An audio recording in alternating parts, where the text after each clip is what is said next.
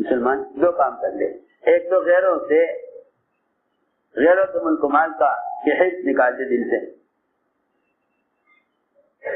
دوسری بات یہ ہے کہ اپنے دل سے ان کی ہلاکت کی تمنا ختم کر کے ان کی ہدایت کی تمنا پیدا کر لے، ان کی ہدایت کی تمنا بس۔ اس زمانے میں مسلمانوں میں غیروں کی ہلاکت کی تمنا اور ان سے انتقام کی تمنا ہے، ان کی ہدایت کی تمنا نہیں ہے، یا ان کے ملک و مال کی تمنا ہے کہ ہمیں مل جائے جو غیروں کو ملا ہے۔ میں نے ساری بات یہ سمجھانے کے لیے عرض کی تھی کہ حضور اکرم صلی اللہ علیہ وسلم نے دعوت دینے کے لیے صحابہ کی جماعت بنا کر بھیجی، صحابہ کی جماعت بنا کر بھیجی، تیسرا کو دعوت دی، تیسرا کو دعوت دی۔ یہ نہیں کہ بھائی آج کل تو ایسے آلات و ذرائع اور ایسے چینل ہیں کہ ساری دنیا میں اسلام کی آواز پہنچ چکی ہے، پھر کیا ضرورت ہے کہ آپ دعوت دینے کے لیے جائیں۔ اس زمانے کے مسلمانوں کی سب سے بڑی بے عقلی ہے یہ، اور غلط سوچ ہے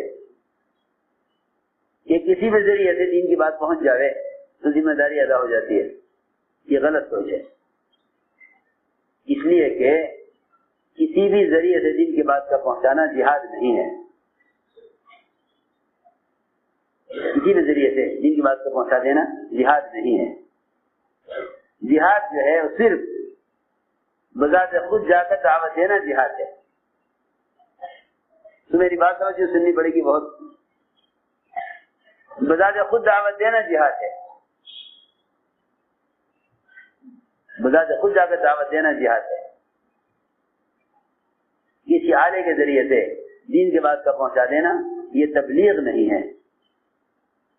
تمہیں میری بات جا کر سننی پڑے گی بھائی، اس ذریعے سے پیغام پہنچا دینا تبلیغ نہیں ہے۔ اس زمانے کے مسلمانوں میں سب سے بڑی کمی یہ پیدا ہوئی کہ ان کی ساری قوت، ان کی فکر اور صلاحیت، ان کے سر سے لے کے پیر تک سارے جسم کے اعضاء وہ تو لگے دنیا کمانے پر، اور اس مال کا تھوڑا سا حصہ اسلام کے نشر و اشاعت پر خرچ ہو جاتا ہے۔ وہ سمجھتے ہیں کہ ہمیں دین کی بات پہنچا دی، نہیں، جب تک مسلمان دین کی بات کو پہنچانے کے لیے خود حرکت میں نہ آئے، خود استعمال نہ ہو، اس وقت تک جہاد نہیں ہے، اس وقت تک جہاد نہیں ہے، اس وقت تک جہاد نہیں ہے۔ تم جتنے بھی ذرائع دنیا میں ہیں انہیں استعمال کر لو دین کی بات پہنچانے کے لیے، یہ بالکل بے اثر اور بے اجر ہوگا۔ کیونکہ اثر تو اس لیے نہیں ہوگا کہ خود اپنا بدن اس کے لیے استعمال نہ ہوا۔ میں عرض کر رہا تھا کہ حضور اکرم صلی اللہ علیہ وسلم نے کسی ذریعے سے پیغام نہ بھیج دیا بادشاہ کو، بلکہ جماعت بھیجی، جماعت بھیجی، سنو، جماعت بھیجی، 3 آدمی جماعت بھیجی، وہ خط لے کر گئے۔ جب وہاں پہنچے تو محل سے باہر ہی روک دیا گیا، کون ہے بھائی، کیا بات ہے؟ کہ ہم خط لائے ہیں، بادشاہ کو خط پہنچانا ہے، بادشاہ کو خط پہنچانا ہے۔ بادشاہ کے آدمی نے کہا نہیں، آپ نہیں جا سکتے، آپ کا خط ہم پہنچا دیں گے۔ شجاع بن وہب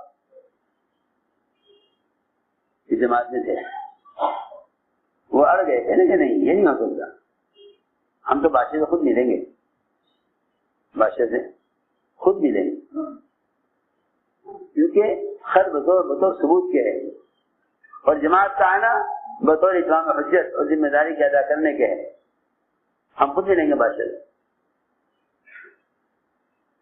سنو میں کچھ کہہ رہا ہوں، یہ نہیں کہ آپ پیغام لکھ کے ڈال دیں، جو پڑھے خود ہدایت ہو جائے۔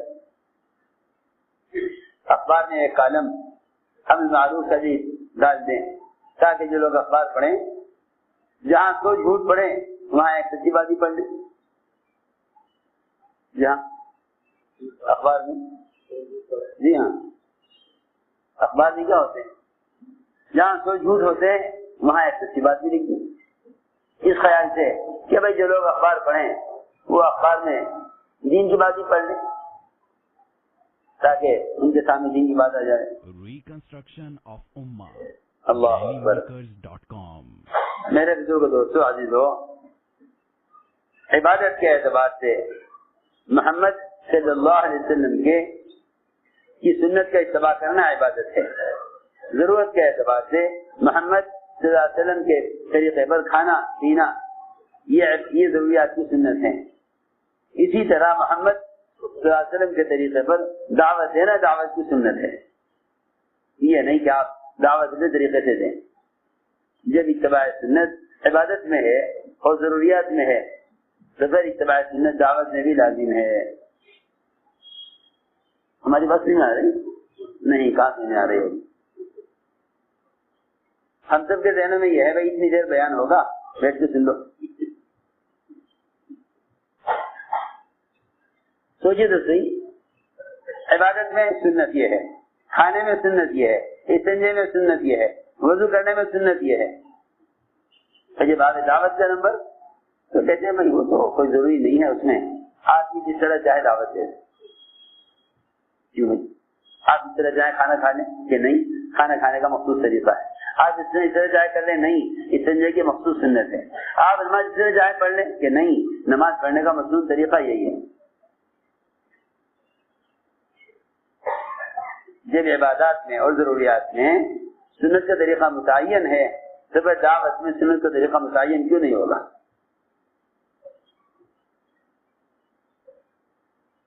شجاع بن وہب اڑ گئے کہ نہیں، ہم بادشاہ کو دعوت دینے کے لیے آئے ہیں اور آپ کو خطی بادشاہ کو پہنچا دیں گے،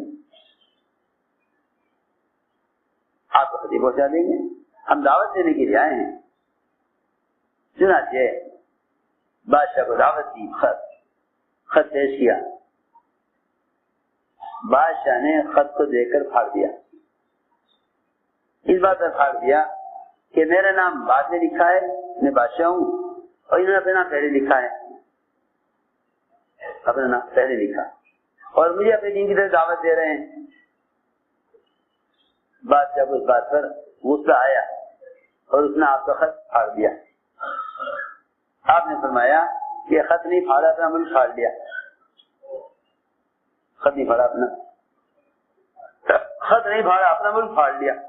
دیکھو تو صحیح اللہ کی شان۔ ایک جماعت گئی دعوت دینے کے لیے، خط لے کر گئی، خط کا پھٹنا سارے ملک کی تباہی کے لیے کافی ہو گیا، ساری بادشاہت ختم، ساری بادشاہت ختم۔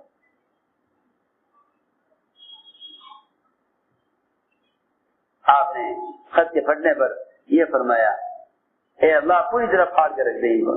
وہ اللہ کی شان، اے خط کے پھٹنے پر سارا ملک پھٹ گیا۔ اس کا بیٹا شیروے،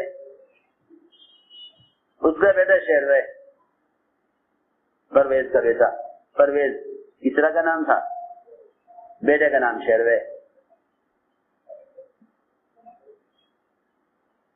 ادھر یہ خط پھٹا، ادھر شیروے کے دل میں خیال آیا کہ اپنے باپ کو قتل کر کے میں بادشاہ بن جاؤں،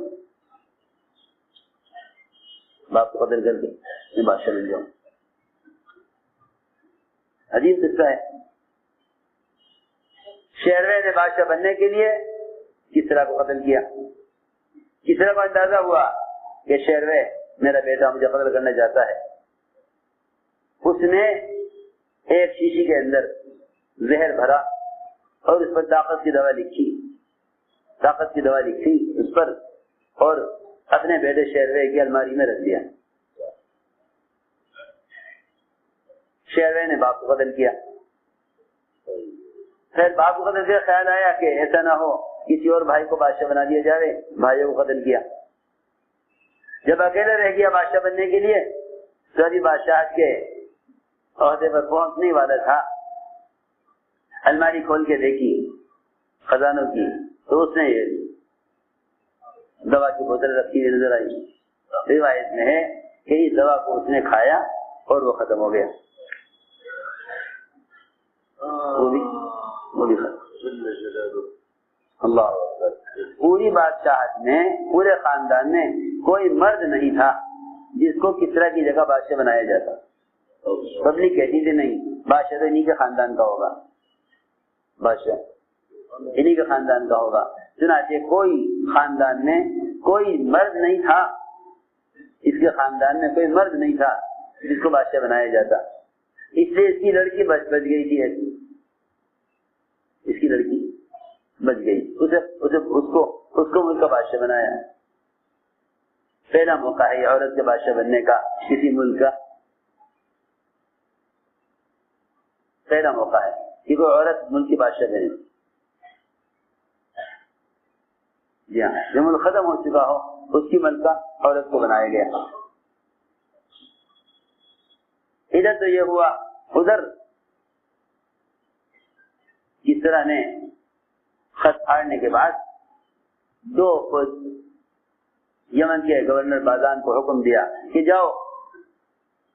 یمن کے گورنر سے کہا کہ انتظام کرو، دو فوجی بھیجو جو نعوذ باللہ محمد صلی اللہ علیہ وسلم کو گرفتار کر کے لائیں، میرے سامنے پیش کریں.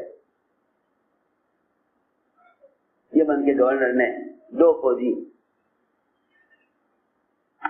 بھیجے مدینہ منورہ. یہ بیچارے یہ صرف کے فقراء ہیں، پتہ نہیں کیا سوچ کے ہمیں خط لکھ دیا. دو فوجی بھیجے گرفتار کرنے کے لیے آپ کو. وہاں فوجی پہنچے آپ گرفتار کرنے کے لیے. آپ نے فرمایا ہاں بھائی کیسے آنا ہوا؟ تو آپ کو دیکھ کر کانپنے لگے، آپ کو دیکھ کر ڈر گئے، خوف سے.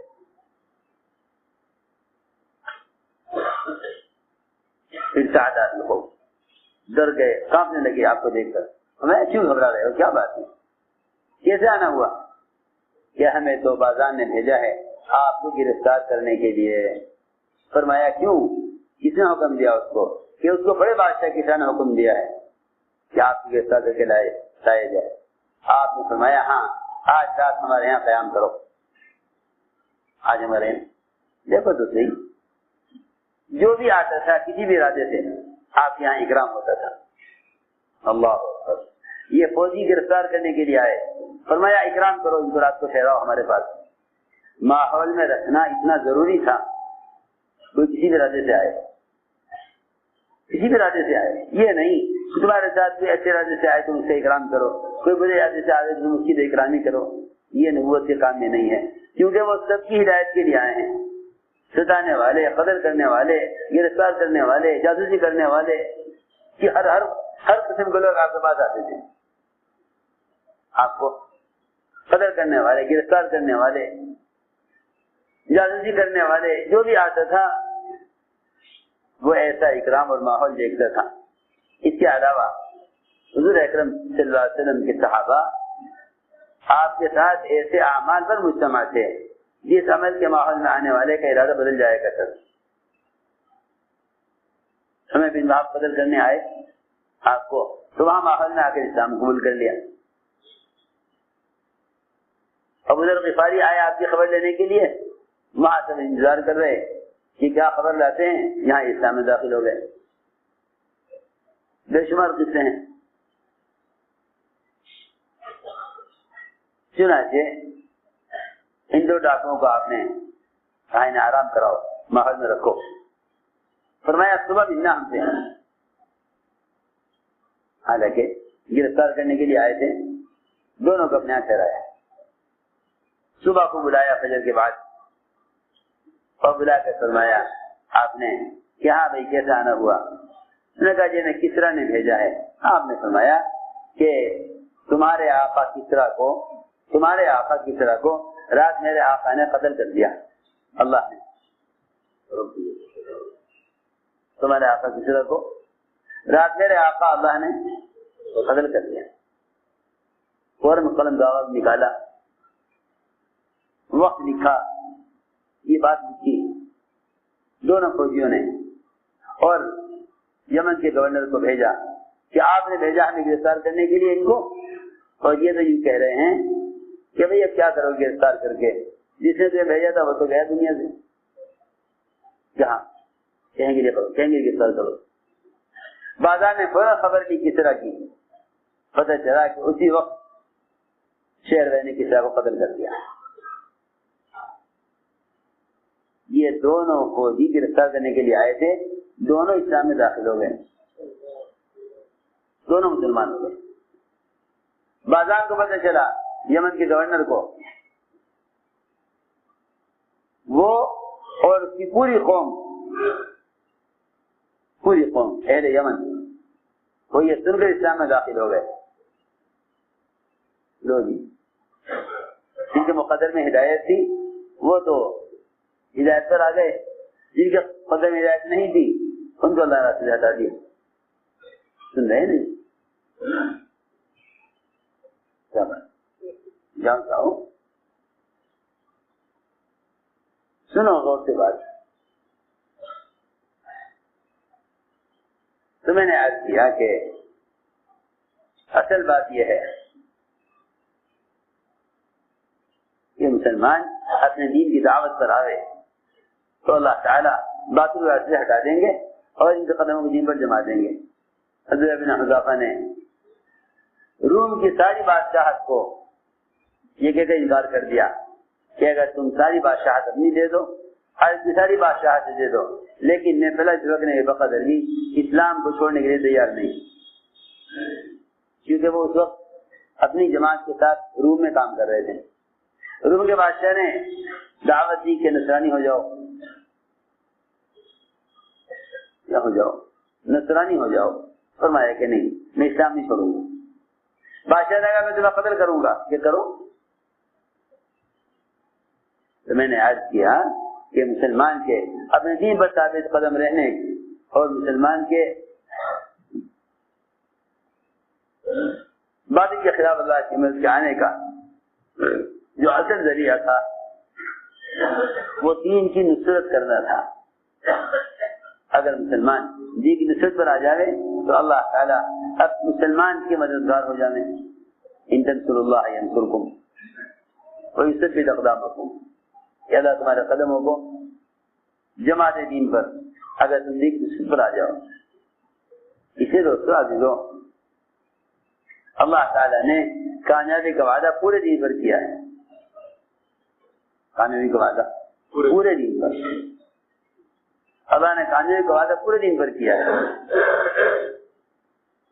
کہ پورا دین زندگی میں آئے، پورا دین زندگی میں آئے۔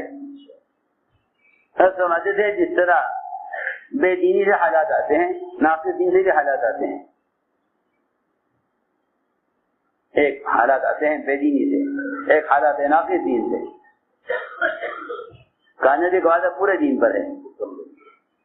فرمایا ادخلوا فی السلم کافہ، اسلام میں پورے داخل ہو جاؤ، اسلام میں پورے داخل ہو جاؤ، اسلام میں پورے داخل ہو جاؤ۔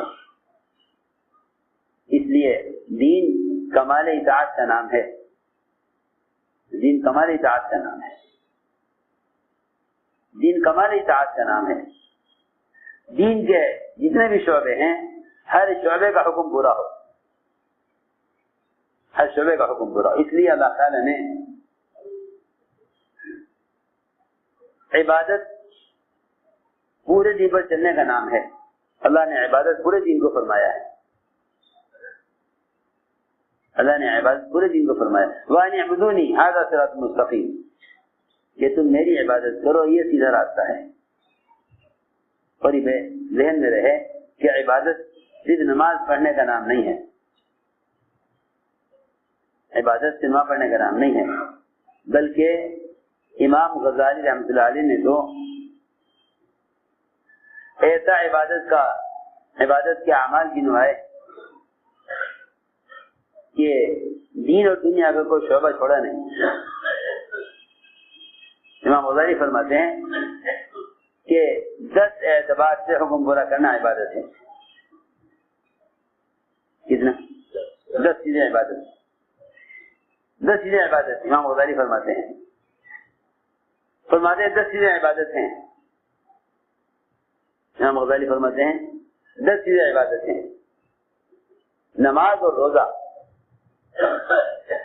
نماز اور روزہ، حج اور زکات، ذکر اور تلاوت، دعوت الی اللہ کی محنت اور تجارت.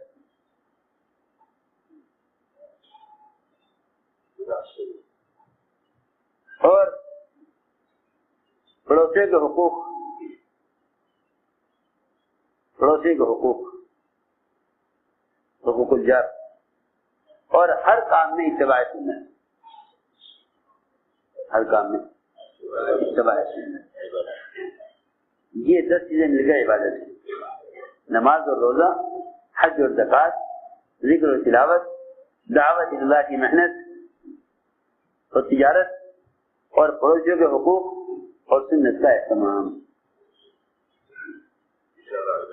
یہ 10 چیزیں مل کر عبادت ہے.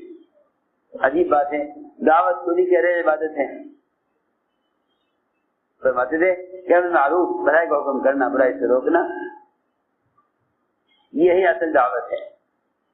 یہ اصل دعوت ہے. اس نے میرے دوستوں عزیزوں، دعوت کی محنت، یہ امر معروف اور نہی عن منکر کی عملی مصنوعی شکل ہے. عملی اور مصنوعی شکل ہے. اس فریضے کے اعتبار سے استعمال ہونا دعوت ہے. امر معروف اور نہی عن منکر، یہ 2 ایسے بنیادی فریضے ہیں کہ ان کے بغیر امت خسارے سے بچ نہیں سکتی. اس میں خود استعمال ہونا دعوت ہے. اس میں خود استعمال ہونا دعوت ہے. جیسے نماز کے لیے اپنے بدن کا استعمال کرنا عبادت ہے. یہ عرض کرنا چاہتا ہوں.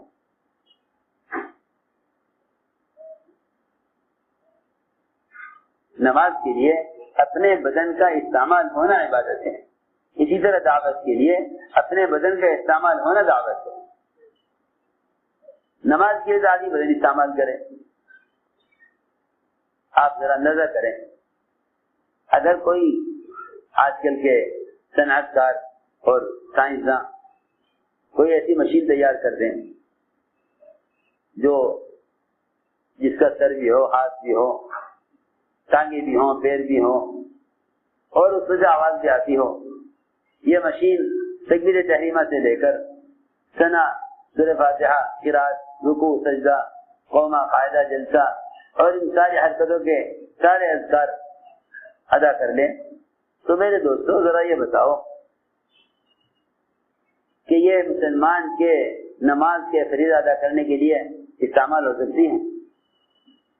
ارے کچھ آنا تو کرو.